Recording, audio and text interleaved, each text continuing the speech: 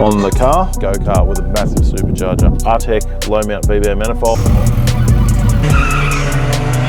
Alright guys, so we didn't actually grab some footage when we did the turbo setup again.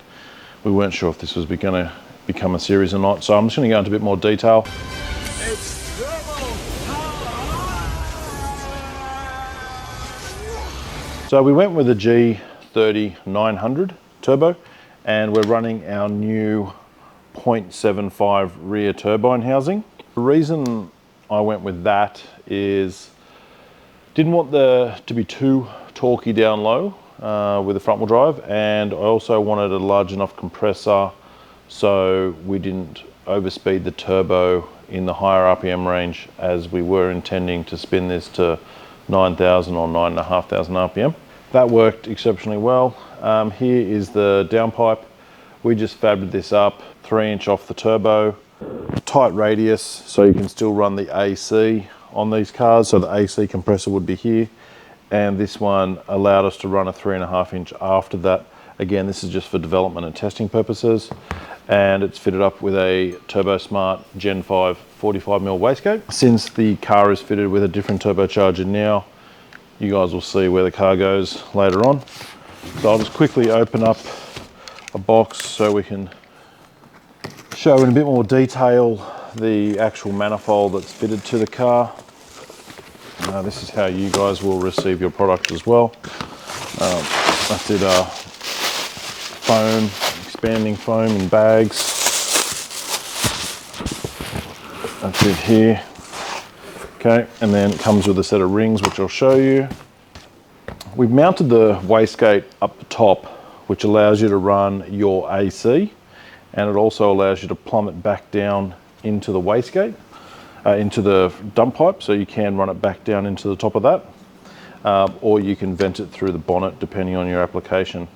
That's how it is on the car in this video. And just quickly, I will explain these. As some of you may be aware, our manifolds have a trademarked mounting system which allows you to run different turbochargers just through the use of our different locating rings. So we've got 3 available, and they will cover you for tile turbine housings, Garrett, Precision, and Turbo Smart. And we also have a Borg Warner one coming out shortly.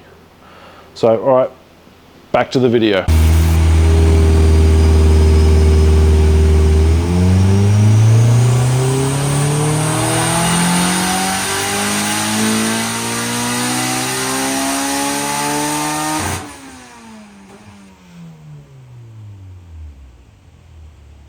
Hey guys, here we are back at Sydney International Dragway. We've got our 1995 Honda CRX / Dassault out here. It has got a B18 built motor. We've fitted it out with all the pistons and rods and cams and valve train from the guys at Real Street over in Florida. We are testing our low mount V-band turbo manifold with a Garrett G3900 with our own 0.75 rear housing, and we're actually running it with no intercooler. The car has been switched over to E85, but we're running no intercooler to see how it responds on the dyno. As you've seen, great results there. And the response on driving this thing is just absolute blast to drive. Feels like a go-kart with a massive supercharger. So we're going to try and do some passes. You may or may not have seen, we've done 15.2, at about 90, 92, 93 mile an hour naturally aspirated. So we have switched it over. We're on about 8-9 PSI of boost. So who knows what it's going to do. Hopefully we run a 13. At Birrong Automotive, Alex did a great job considering we don't have an intercooler, so he's had his work cut out for him. The guys over at PowerTune, Chia, and the guys over there, Peter, they hooked us up with some new wiring, some extra sensors, drive-by-wire conversion, and we also did a 12-tooth crank trigger setup using a OEM Honda sensor and sprocket. So we've got the Artec low mount VBA manifold, Turbo Smart 45mm wastegate, Turbo Smart 50mm blow-off valve, Turbo Smart boost T, TurboSmart fuel reg, Bosch 74mm drive-by-wire, a GARRETT G39 with our own Artec 0.75 rear turbine housing. We've got some 1000cc injectors, thanks to the guys over at JDM Yard. We're running a Skunk 2 Street manifold. We're running a Deutschwerks DW340 fuel pump. We've converted to some K20 style coil packs with the deletion of the distributor.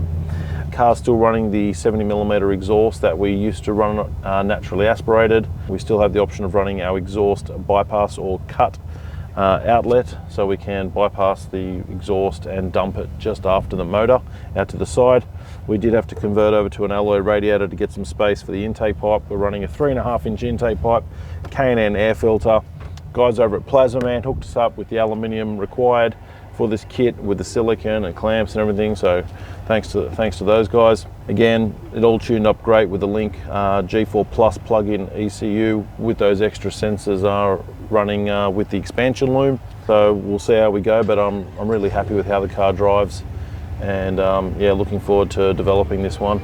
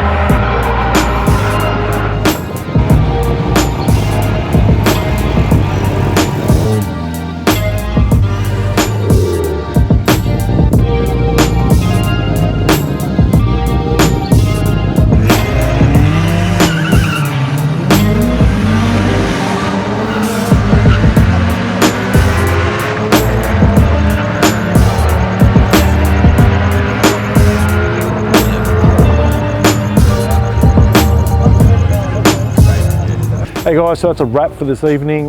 We've managed to pull a 13.37 at 105.7 mile an hour. The best we've done previously naturally aspirated was a 15.2 at 91.8.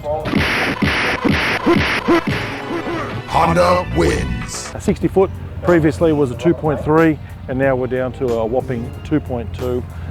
We obviously have traction issues still. We still have no LSD. We're still running a basic NA sports clutch, and we have cheap dodgy tyres. So guys, next we're probably going to look at doing a water-to-air intercooler to bring those air intake temps down. We are developing a water-to-air intercooler kit for the B-Series.